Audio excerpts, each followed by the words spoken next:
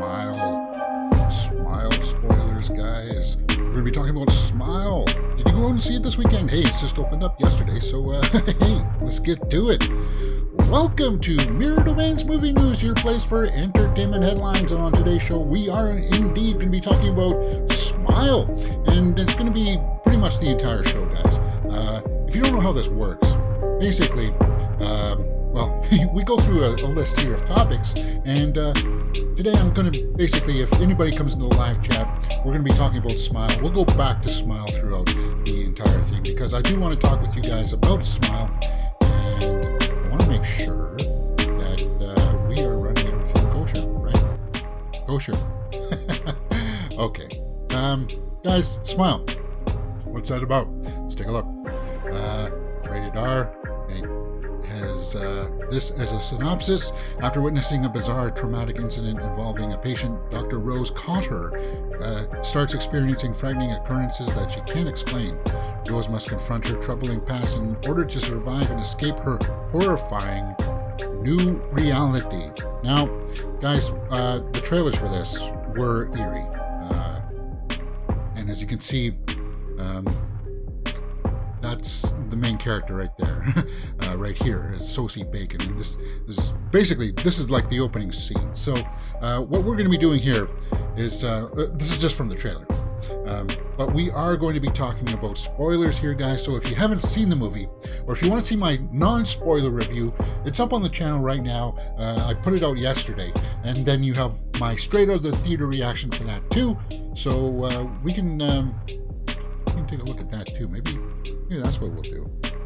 We'll take a look at that straight out of the theater reaction from me to start things off, just to get a little bit of a taste as to what you guys are in for. And I haven't watched it yet, so it's going to be kind of funky for me to watch my own video while I am streaming. But that's just the breaks. All right. I don't know about this new song either. It's called Sinister. That's very topical, because I kind of related this experience to Sinister. Smile. Okay, I'm going to pull that up. And let's hit play on this. And hopefully it doesn't give us a commercial. And if it does, then we'll just have to wait till the commercial is done. Okay. Here we go. Here we go. All right, let's mute the old YouTube audio here, and we'll get underway. So here's my initial impressions. Here are my initial impressions. All right, guys, I'm just getting out a Smile. And I got to tell you, my initial impressions are, well, if you're looking for a horror thriller, it definitely is that. It's definitely a thriller. Yeah. It's got horrific elements to it for sure. It's got quite a number of good jump scares. But yes, it does. Is it one of the best horror movies of the year? I wanted it to be. I don't know. I'm going to have to mull on it. It was pretty good. I wanted to say that it was one of the best really early on, but it's that third act. It's the third act where it's either going to work for you or it's going to all fall apart. It's one of those movies. Smile. Great concept. Great concept. Really good concept. Yeah, I can smile. I can smile, right? Okay, so that's my initial impression. Coming out, like literally, like I've just finished watching the credits there. Smile has Sosie Bacon in it, and it also has Jesse T. Usher, Kyle Gallner. He's a recognizable face. You'll recognize him when you see him. Caitlin Stacy helps open up the opening of the movie, I think, and Cal Penn plays like the hospital administrator.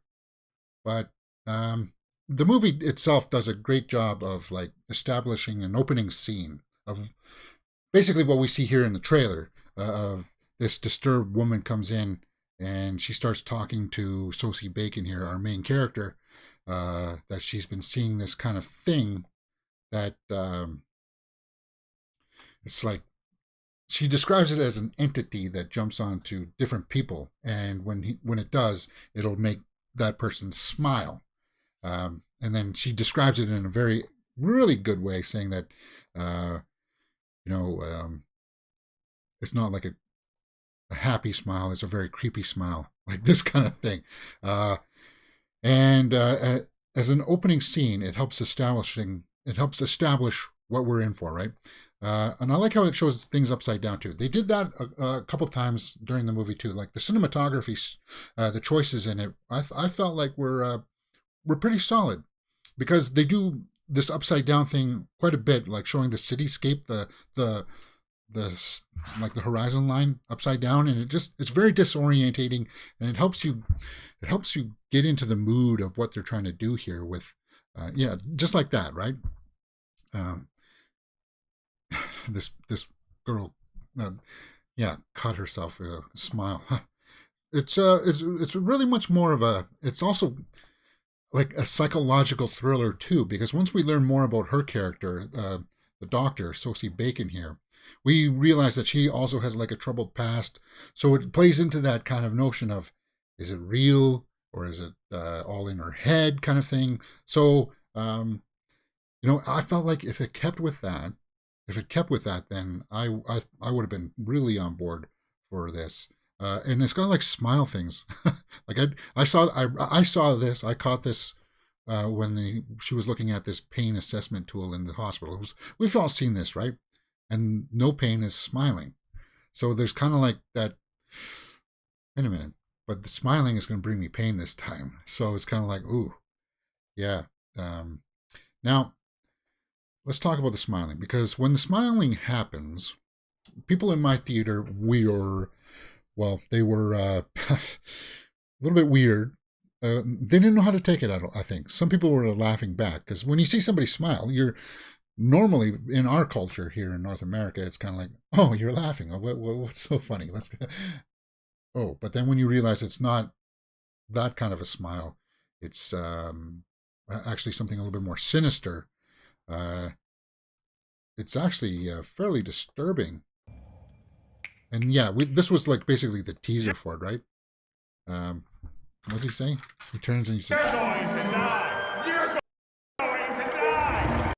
Yeah, but what's so well crafted about this scene is that they establish something with this character early on, right? Like, well, we're talking spoilers here. He says those lines already as he's coming in, because he's already a little bit mentally disturbed, right? Like that's his thing. So when he says it there, it doesn't sound like it should be out of place, but because of the smile being there, it kind of like changes the context of it, and they have fun with that kind of thing in this movie. They play with that, so that's what I really enjoyed about it. Like the setup for it was absolutely fantastic. And this guy, you'll recognize him from things like Freddy versus Jason and stuff like that. I'm sure he's been in other things. He plays kind of like the cop that was like an ex-boyfriend of hers that helps her solve, well, not really solve, but put together some of the clues as to what's happening with this thing that seems to jump from one person to another, makes one person commit suicide, and then a week later makes that person commit suicide. So it keeps on jumping, and it creates this like long line, and they kind of uncover that. And I wish they would have kept more with that, saying that it's more kind of like a psychological thing going on. But they do eventually reveal that it is some kind of, well, not really, yeah, some kind of an entity, which I feel like, okay, that's very Hollywoodish that they would try to that they did make it an entity, but I would have preferred if they just kept it all psychological, kind of like, yeah, it's all in the mind. We don't really actually get to see anything, but this thing will take the shape of people that you trust and love, and make you see them with the smile and just torment you until the point that you want to kill yourself and then pass it on to somebody else. I wish if it was just like that, I would have given this an easy 9.5 out of 10, for sure. And I would have said that this is definitely one of the better horror movies of the year. It's still probably going to be up there for me mostly because of Sosie Bacon and her performance. It's just because her mother died when she was young, and she was kind of, well, she had the chance to, they say that she had the chance to save her. But she was just a young kid. Her mother OD'd on pills and such, so that kind of traumatized her, and that stuff worked. It really worked, and I felt like perhaps that it kind of like, if they just kept it at that, like, yeah, what's going on here? Like, if this was kind of like the final reveal of it, like there, you can't see too much here in the trailer, but that's like in this scene. If you've seen the movie, you know what's happening here. When you see like the drool coming down from the person's mouth here that's holding her, that would have been a really cool, solid ending, right? If then the fiance comes home and she's dead, instead of putting in this CG monster that kind of like, okay, guys, yeah, I see why you did that, because people were wanting to see a CG monster, but you didn't need to. And was it really all in her head in any way? I don't know. The way I looked at it, I compared this to Sinister in my non-spoiler review, because Sinister did a fantastic job of setting up the eeriness and the creepiness to things, like the mythos behind it, right? And it had great acting, just like Smile does, but the shortcomings is that they did actually go full tilt with the monster at the end, and it undid the movie for some people, right? Because they did the very what do they call that thing, the monster where it just pops right in front of the frame, kind of like that kind of thing. They made sort of the same kinds of mistakes with it, but I still like Sinister. I still think Sinister is great because of the performances, because of the setup. It's eerie once he starts watching the films, and with Smile, it's also similarly very eerie. Once you start to realize that this entity kind of thing jumps around from people and makes people kill themselves in very gruesome and grotesque fashion, I found that it kind of, it was unsettling. It was unsettling that this thing that you can sort of see here is like always with you, right? It's in your head. It's not an actual physical thing. So when you see some of the things that it tries to show you, it's it's really unsettling. Very disturbing, actually. And if they kept that and they put the thumb down and just didn't have to have that monster in there, perhaps it will work for some people. As I said in my initial reaction that we saw, it will work for some people, and maybe after some time and I let it sit for a while, it'll work for me too, just like the way Sinister does. Because I can, like, the weakest part for Sinister is when they start to reveal the Bagul or whatever his name is at the end, that he's actually there. It lost some of its mystique for me, right? It was eerie seeing him in the movies, and then like the whole movies, and then him moving his head. That was stuff. If they just kept it like that, contained like, okay, yeah. But anyway, those are my thoughts on Smile, guys. Our Glass Vikings says, how did Hal Penn of Harold and Kumar perform in Smile? He did great. He did great. It's just a small role, nothing too major. As I said, he plays kind of like the administrator of the hospital, right? He was great in House and as student doctor, but I'm not followed his career. Maybe the sequel for Smile will ramp it up and bring back the mystique. Well, and yeah, it does leave it open for a sequel for sure, because this is very much a very self-contained story for it, pretty much like the way Sinister was. But I hope they don't make like a Sinister 2. I hope they don't go that route, because yeah, let's take a look at the tomato meter here for it. 79% as of today, 85 reviews by the critics, and 81 by the audience. So it's still up there. People are liking it. And as I said, in the theater, people were taken in by the jump scares. As I said, the camera movements, the music, it all helps you get into that mind frame. It's a little bit slow for some people, I would say, that hour and 55 minutes, but I like the atmosphere that it builds, and Sosie Bacon's performance, like just watching her go down this spiral of madness, it's worth the watch. it totally is. And it's not going to be one of the worst horror movies. It's going to be, I think it's going to be one of the best.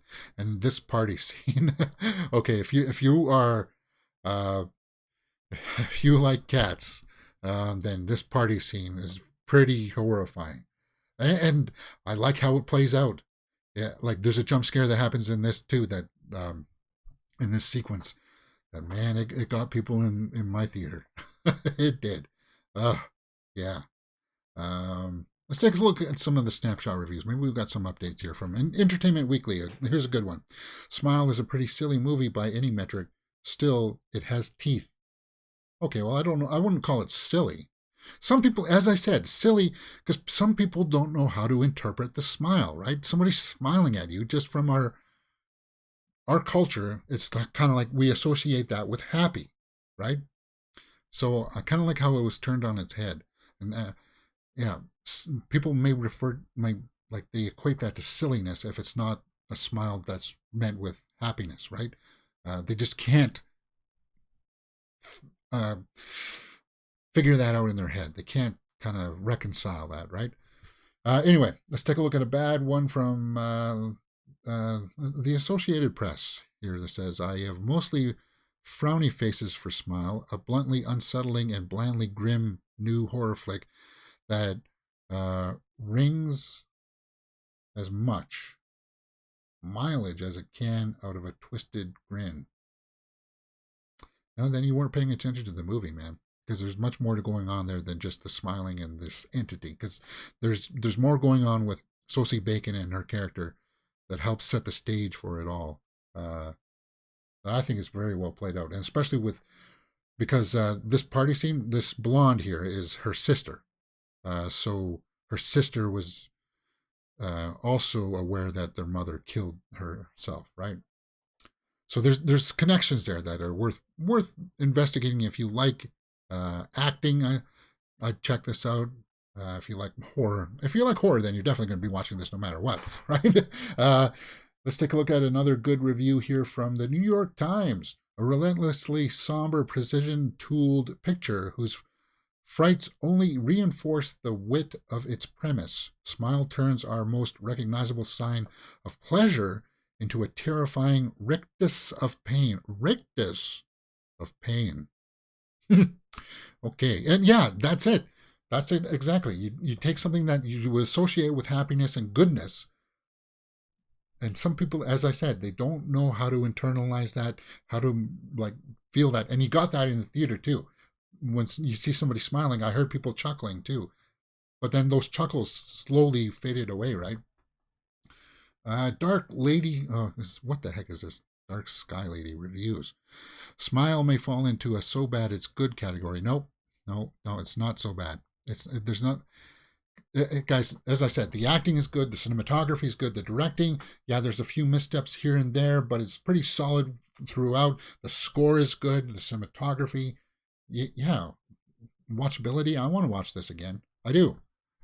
So yeah, I'm not going to finish that quote because it's my channel and I can do whatever I want. But yeah, that's pretty much what we're feeling here from this page. We don't need to go too much deeper into this. So if you guys have seen it, let me know what you think about Smile. Do you agree with these scores? Because yeah, Sosie Bacon talked about her demanding role. There's going to be quotes like, because she worked in the emergency department, right? I read a lot about emergency psych units and what they're like. Yeah, so she was like a counselor in the emergency unit, right?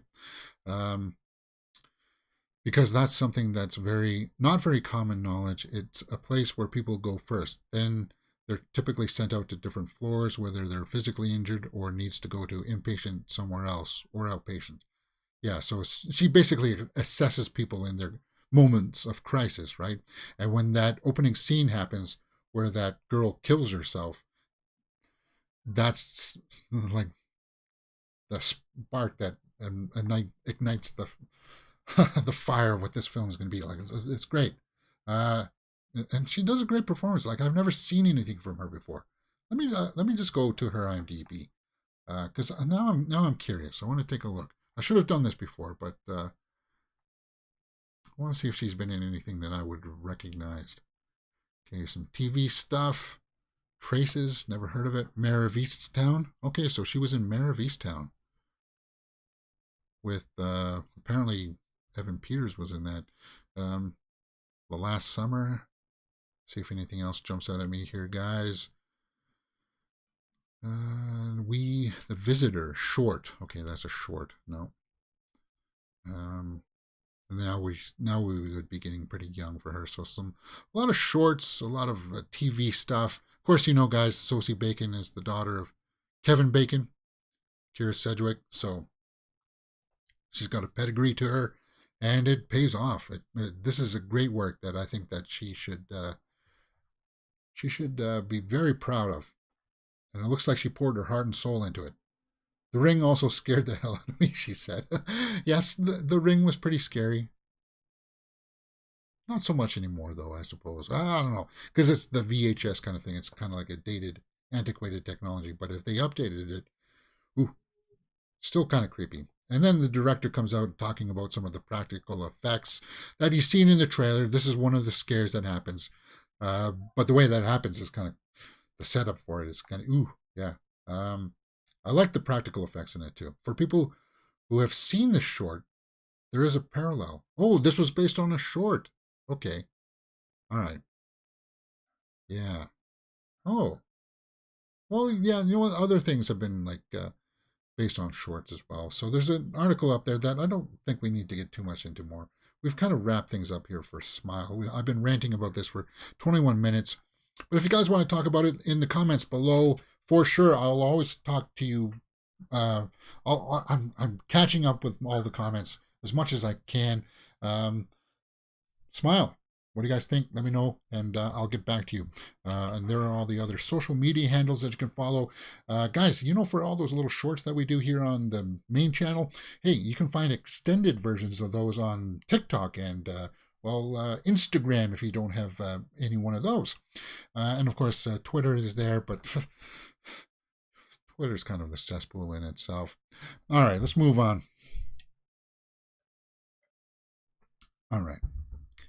Nosferatu is a big title that is coming out pretty soon. Well, not soon, but Robert Eggers is going to be remaking Nosferatu with Bill Skarsgård and Lily Rose Depp. Yes, this is Nosferatu. You recognize him, right? Count Orlok, not Count Orloff. You know, the guy from Frozen. Yeah, I made that mistake yesterday. But anyway, Orlok. Yeah, Bill Skarsgård as Orlok. I can see that. Bill Skarsgård, of course, you know, who played Pennywise in It. And he just finished filming the Crow reboot. That news just broke last night, actually. So he's going to be in that with Lily Rose Depp. And he is, well, going to be starring across Lily Rose Depp, who is a late casting because it was supposed to be Anya Taylor-Joy, which would have been her third piece with Robert Eggers, because they did The Witch and The Northman, which is still one of my favorite movies of the year. Yeah. So this is going to be in production soon. That's cool. Deadline reports that Bill Skarsgård and Lily Rose Depp have come on board the ship with Robert Eggers, planning to make Nosferatu his next movie. So, if you didn't know how this, well, it's like one of the first vampire kind of things, right, guys? Very creepy, very eerie. I don't know I guess they'll continue on with this look, because this look is very iconic. You can't get away from it, kind of thing. If you reimagined it and made it something totally different, I don't think people would stand for it. Let's take a look at some of the comments. Oh, God. That's a bit too verbose for me. I'm not reading that. If Willem Dafoe doesn't have a gratuitous cameo in this one, I will be very sad. Yeah, well, because, was it Something Shadows? He did a version of this, like the making of Nosferatu, and Willem Dafoe was in that, and he did a very good job of that, playing Orlok. Great news. Okay, so for the most part, it looks like most people are on board with this. And, well, you know from Eggers, it's going to look brilliant. It's going to look stellar. It's going to be eerie, too. I wonder if, yeah, so it's more Willem Dafoe stuff. Agreed, love Deb, but his daughter is yuck. What?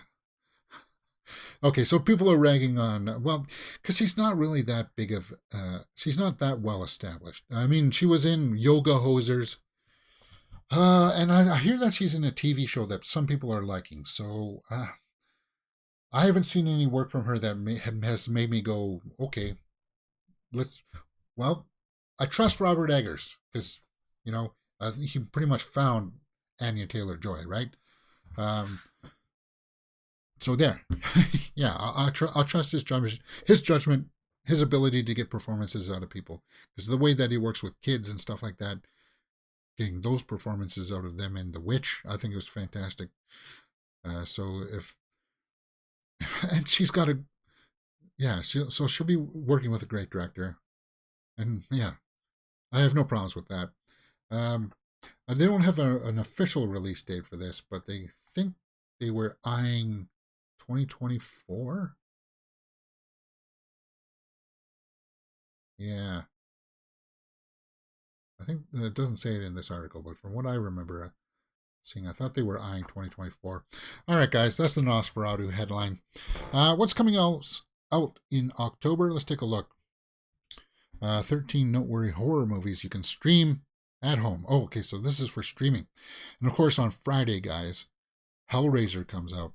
And I don't know if I'm going to be doing movie news on that day, because I'm going to prioritize getting a copy of Hellraiser and watching it and doing my review for it. My full live watch along, actually. Actually, it's not going to be live because it's apparently, because the Cenobites are all nude pretty much, right? I'm going to have to do some blurring with it, but I want to record it on that day so I can start editing it and try to get it to you guys as quickly as I can. Because it's right now, Hellraiser is my most anticipated movie of this year. Remaining. Out of all the movies remaining, it's my most anticipated. That's October 7th, next Friday. So I guess you can stream Hellraiser 1 and 2 on Screambox right now. Cool. There's the Leviathan. We saw that in the trailer too. This is the Leviathan from Hellraiser 2, but we know it's also going to make an appearance in the new one too. So that's kind of cool. What else is? Oh yeah, Mr. Harrigan's Phone, Netflix, October 5th. That's Wednesday. So we might do a full live watch along for that. But Wednesday's kind of, well, Andor comes out. We'll have to see. Deadstream on Shudder, October 6th. That's that kind of like urban explorer that goes into a haunted place and actually finds demons and stuff. I don't know why they chose to use this one with the demon putting a finger up his schnoz, but they did anyway. Yeah, Hellraiser is October 7th. We knew that. Significant Other, Paramount Plus. We must have taken a look at this one, right? Micah Monroe, Significant Other. I think we looked at a trailer for that a couple weeks ago. Werewolf by Night comes out next Friday as well on Disney Plus. Okay, yeah, we've seen the trailers for that one too. So there's going to be a lot. The Curse of Bridge Hollow, Netflix, October 14th. Halloween Ends. I'm going to be seeing that in theaters. So that's 2 weeks from now, and we'll be next like 2 Saturdays from now. We'll be talking spoilers for Halloween Ends. And did it wrap up the way that people wanted? You're So Cool, Brewster, Part 1 and 2. That looks like an older movie. VHS 99 is on Shudder, October 20th. Matriarch, Hulu. Matriarch. That's the one I wanted. I think I like the trailers for that one. Resurrections is on Shudder, October 28th. Oh, and that's that. Apparently, I didn't hear.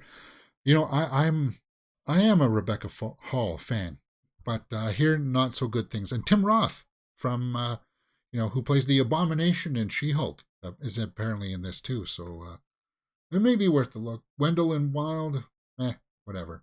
But the big one that everybody else is going to be looking forward to this month is going to be Halloween Ends. And Halloween Ends had a final trailer this week that came out. Uh, yeah. Let's briefly talk about that trailer, guys. Um, Kyle Richards. Now, I have the highest hopes for this. I like Jamie Lee Curtis, and if you follow her on social media, she's having a fun. Like she posted a picture of herself smiling in, I think it was Times Square in New York, um, with the billboards of Halloween ends and stuff, and she was smiling. Yeah. I have the highest hopes for this because we kind of got a little bit away from her story in Halloween Kills, which is I thought was a huge misstep. But anyway, the trailer started off with this guy going through the sewer because there's a 4-year time jump, right? And apparently, the director has come out and said that they're not going to explain any of it. Where did he go? Why did he go away for 4 years? We're just doing it because he wanted to shoehorn this coming of age story in. Because originally the script was set up that Halloween Ends happens directly right after Halloween Kills. So he did this on purpose. And if it doesn't fly, this coming of age element, if it doesn't fly, then it's all on him, and his face is going to be looking just exactly like this, the director, right? And I hear actually some people complain about the mask. And we've seen the mask from now. It's the way that it is. It's old. I actually kind of agree a little bit that because it's all messed up, it's kind of like what Rob Zombie did with it too, right? It lost some of its luster for me because there was something about just the plain white, how clean it was, that was really off and disturbing. When you make it all beaten up, dark, well, that's it. For me, it takes a little bit of the eeriness away from it. But what do you guys think? Do you like the mask? Do you like the setup of it being like happening 4 years later? Apparently, she's supposed to have moved on and forgotten about it, stuff, right? But you see in the final trailer here that no, she hasn't. She still talks about it, and I guess she's going to be ready at some time to do battle with Michael at the end of this. And the trailer goes on and saying that, well, if to kill him, I guess I have to die myself, kind of thing. And we kind of figured that was going to happen anyway. I'm expecting that to happen. The director says, expect the unexpected. No, well, I'm expecting both of them to kill each other. And then it'll be left ambiguous if Michael died or not, which we probably surmise that he's going to survive somehow. But she'll end up dead. That's what I expect, right? And I kind of like the classic design of the jack-o'-lantern there. But as the final trailer, they did something cool there that I liked. Kind of like him rising in the background, them trying to recreate that shot from the first movie. I like that. Like that kind of stuff it's fine by me. We got this guy back with the cowboy hat. And I'm pretty sure it's just these two are going to fight to the death. There's Michael there on the counter. And she tries to take off the mask, right? Is that? Yeah, but she's already taken it off before, didn't? Yeah, she did when she grabbed it in the first movie. Halloween Ends. It's now 14 days away, guys. 13 days away, apparently. Yeah. No. Actually, technically, it's only... I'm going to see it on Thursday. Thursday the 13th. So there you go. Our Glass Viking says, I would go down a sewer to rescue a puppy, but not much else. Yeah, me neither. And watch out for clowns while you're down there too. Our Glass Viking says, well, the mask was after the house was set on fire. I'm surprised it survived that at all. Made of tough stuff. Yeah. I don't think people are. Honestly, if I were to make a projection about this, I think it's going to have mediocre fare. It's not going to be the big hit that people want it to be. Because Halloween Ends kind of, or Halloween Kills really soured the mouth of a lot of people. All right, what's this? Halloween Ends. Escape Michael Myers in fun new video game you can play online. All right, so they've put up this little flash game of Escape Michael Myers. It's kind of like a throwback to those classic 80s games, like from the Nintendo. Now, I don't think I can play this because the soundtrack is just the dun dun dun dun dun dun, dun soundtrack. So I'll try this again and see, so you can see some of the gameplay. Yeah, and you just move. It's kind of like Paperboy, right? And you can see him chasing you there, and it's just about time. How long can you stay away from him without hitting anything before he kills you? And that's pretty much all it is. You can just use like the arrow keys to move back and forth. But I thought it was kind of fun. I mean, hey, this is kind of cool promotional material. Why not? Yeah, so there's if you follow their website, then you can go play this game for Halloween Ends. it's really not that much. Oh, I'm doing a terrible job here, for Christ's sakes. Oh, I got hit by a boulder. There you go. But you know what? I thought it was good fun. Halloween Ends. All right, where are we at? Cloverfield 2. Cloverfield 2 can finally tell the story franchise has always needed. What do you mean always needed? Well, yeah, the franchise needed to get back to the monsters and that weird, grotesque virus that the saliva gives them. Yeah, I think that's something they need to get back to. Why Cloverfield needs a direct sequel? Because we need to see more of this monster. What was the fallout of this? What was the military's response if apparently the missiles and the explosions didn't do anything? What was the extent of the damage? And I think that's what the Cloverfield 2 movie, we talked about this last week too, right? And don't try to tie in Cloverfield Paradox. If you want to tie in the aliens from 10 Cloverfield Lane, I'd do that. But maybe, I don't know, just like total anarchy, total chaos. That's what you would want to see from a Cloverfield 2. Yeah, and basically that's all this article talks about up on Screen Rant. I'd check that one out. The monster from the Cloverfield has a look of the Rancor about it. Well, not quite. It's more of kind of like a weird kind of mantis kind of thing. It has a name too, doesn't it? It's like Bitsy or something. Or maybe that's just what the visual effects people called it. I thought it had a name though. Cloververse. No. Nah, you don't need it. Just get back to the big monster. We want to see kaiju stuff. We do. The Outwaters. What's this? The Outwaters Scream Box just acquired one of the scariest movies of the year. One of the scariest. Wow. What's this about? The Outwaters. Visceral. Okay. Was reported by Variety. What's this about? Written and directed by Robbie Banfitch. The Outwaters takes viewers off the beaten path and into their own nightmares. The film plays out over 3 memory cards found in a sun-drenched section of the Mojave Desert. So it's basically VHS, but on memory cards and not VHS tapes. People find this stuff and then... So it's going to be an anthology. Is that what you're saying? The footage within is that of a foursome who set out to make a music video while camping. Okay. Their trip starts out uneventful, though their peace is occasionally disrupted by unexplained sounds, vibrations, and unnatural animal behavior. Then one night everything changes, sending the foursome on a mind-bending trip through terror. Well, okay, we all die in the dark. The Outwaters.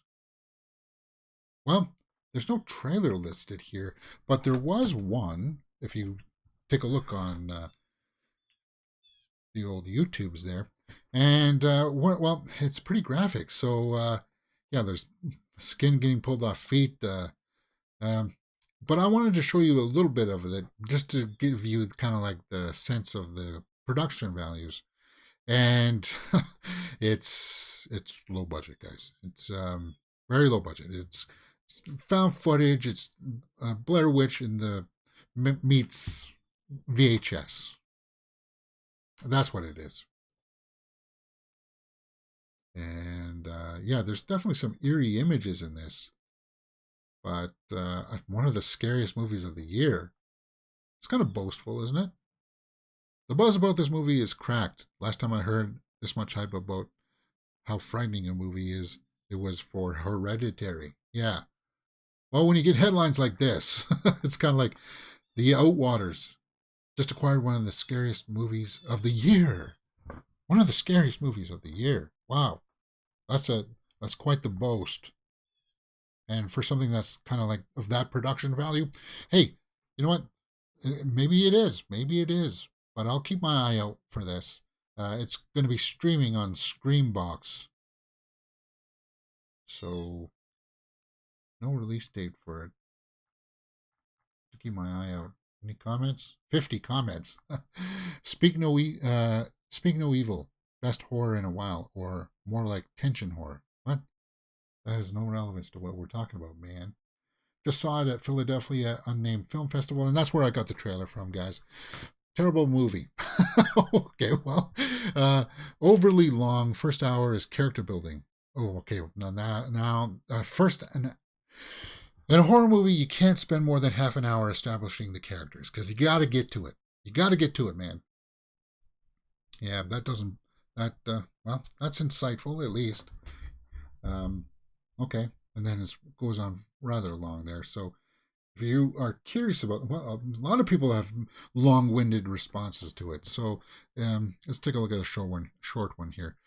This sounds interesting. I really want to see this and see if it's actually a scary movie. Well, yeah, because when you make claims like that, then you pique people's interest. And when you don't deliver, if you fail to deliver, it can actually be very detrimental. But the Outwaters,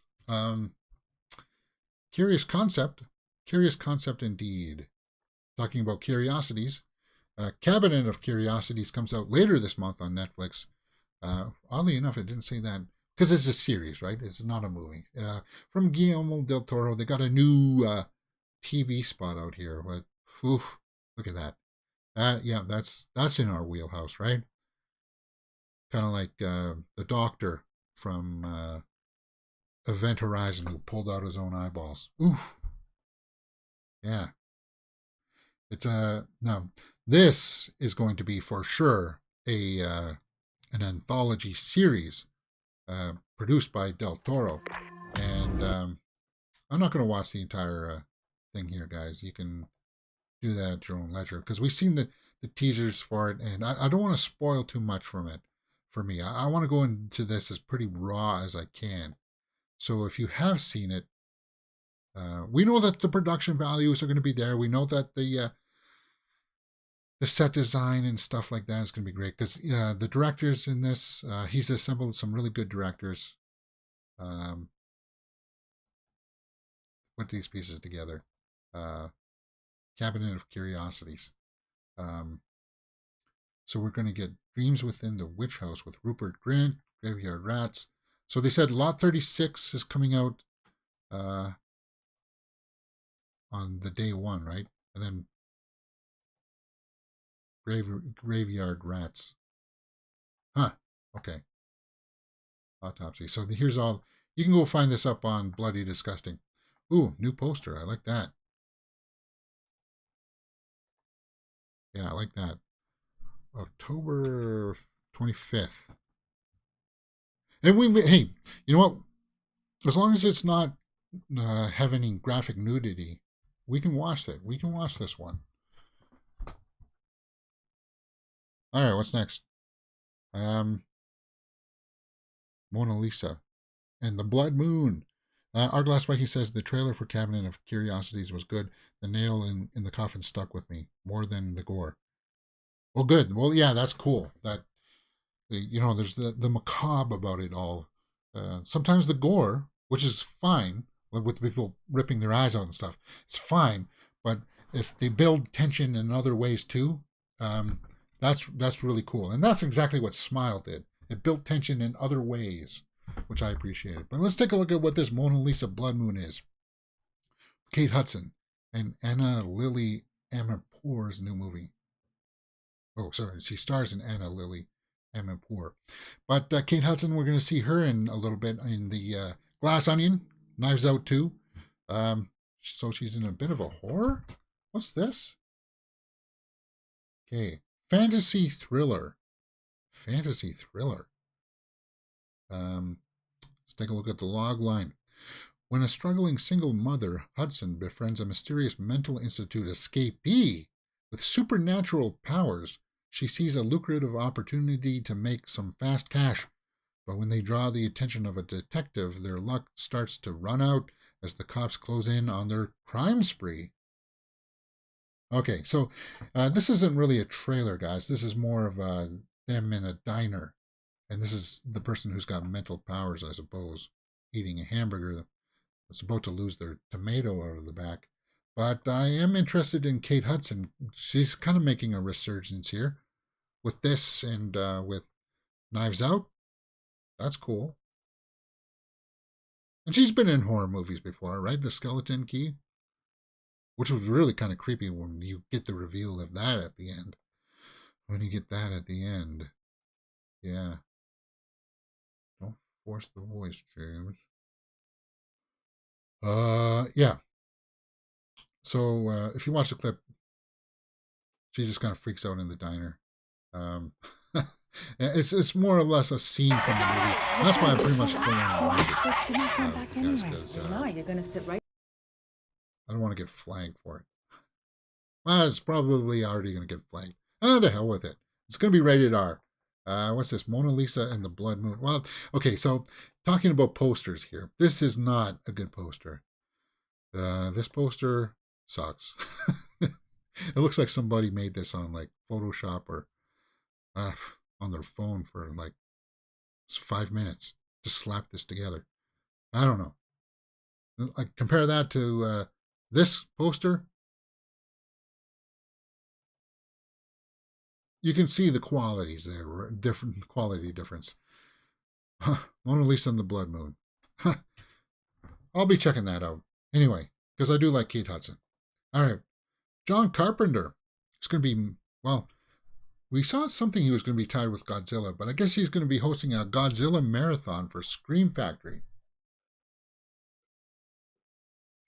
Okay, so he's not going to make a Godzilla movie. Fine. But he's going to do a marathon. Okay, cool. Hey, I'd be watching this if he's going to be hosting it. He kicks off Godzilla Day, November 3rd on Shout. I don't think I have Shout here in Canada. But you'll have your chance there to, if you got Shout, to watch Godzilla the Uncut Japanese original film. Okay, cool. I've seen it. I've seen it a long time ago. And what I liked about it was that Godzilla had like old things that would fall off of him, like trilobites and stuff. And they kind of got away from, they never addressed that stuff in the updated American versions. Like prehistoric things that would fall off of him. And that's what Cloverfield was trying to emulate, like those parasites that fell off of him. Godzilla, yeah, so you'll see that. Rodan. Okay, so he's going to fight Rodan and then Ghidorah. The War of Gargantuous. That classic music. Man in Suit. There you go. Monster Marathon Godzilla, November 3rd to the 6th. Cool. Hey, and you know what? I like John Carpenter when he like intros stuff. Well, that was cool about Body Bags, you know?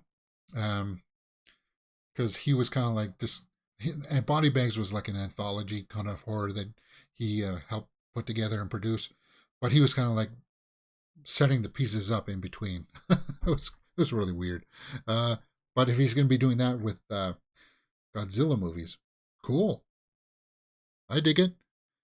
Artglass says, Yeah, the Mona Lisa poster is a bit Rob Zombie monster-esque with the color scheme. Yeah, the color scheme for the maybe this will go down in as, as one of the year's worst posters.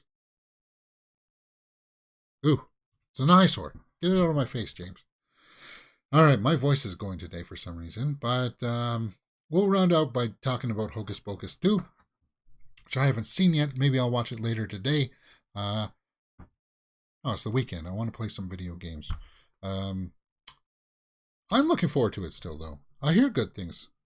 But let's take a look at what the tomato meter said for it.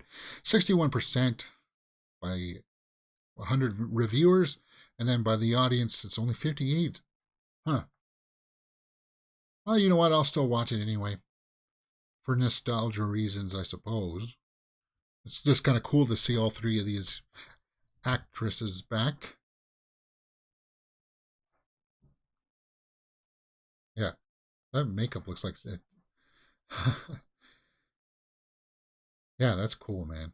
I dig it. I've seen people cosplay as the Sarah Jessica Parker character.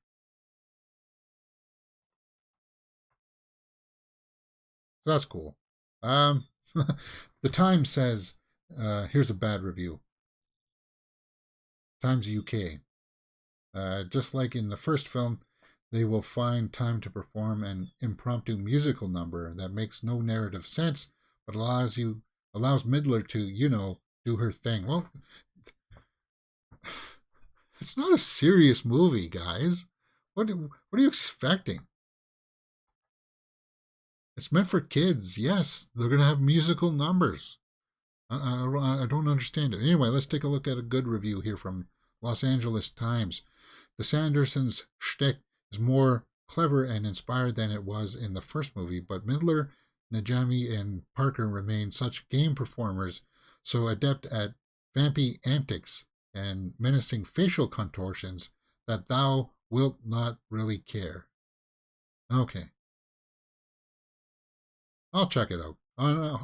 When I do, I'll post my quick little review for it when I can. Maybe I'll do a quick little a shorts review. Of course, this also opened up. This was supposed to be on Netflix. Not Netflix everywhere. Monsters. 41%. Huh. I don't even know if I want to watch this. Monsters. Oh. Nah. I talked about this yesterday too, guys. So that's pretty much the way that has been in the week of horror. I know I missed a few headlines here and there, guys, but I was sick this week, so I didn't have too much to do. Gather materials on because I was offline, like literally offline. I just finished watching a horror series from which was pretty good. I'm wearing It Will Go Down the Same Path as Lost. Available now on Canada, but it's on Paramount Plus. Okay, I'll maybe take a look for From. What is it?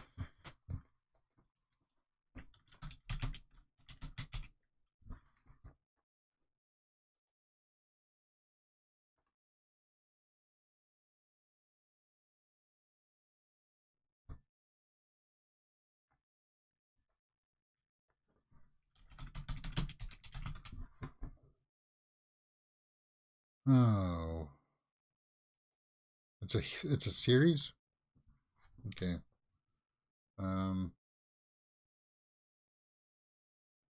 It's a commercial.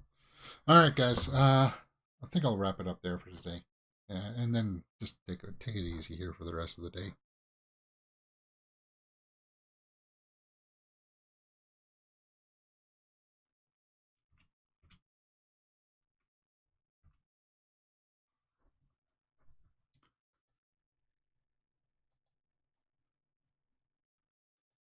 Oh yeah, I think I saw. No, I saw the trailer for this.